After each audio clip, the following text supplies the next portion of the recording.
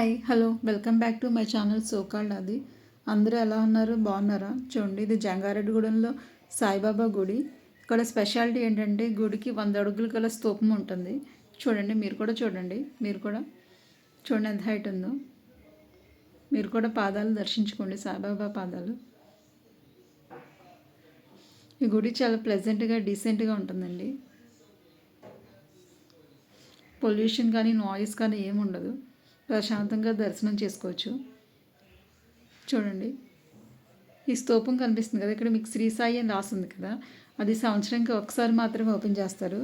అది కార్తీక మాసంలో పౌర్ణమి రోజు ఓపెన్ చేస్తారు. ఆ రోజు మనం సాయి కోట రాస్తాం కదా, ఆ బుక్స్ దాంట్లో వేస్తారనమాట. వేసి అది మళ్ళీ క్లోజ్ చేసేస్తారు. మనం మామూలుగా ఎప్పుడైనా వెళ్ళినప్పుడు దాని చుట్టూ ప్రదక్షిణాలు చేయొచ్చు, స్తూపం చుట్టూ.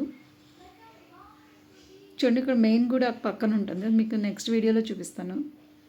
చూడండి, స్తూపాన్ని ఇలా ఉంటుంది. చాలా ప్లెజెంట్గా ఉంటుంది అట్మాస్ఫియర్ కూడా. చూడండి, మీకు నచ్చింది అనుకుంటున్నాను.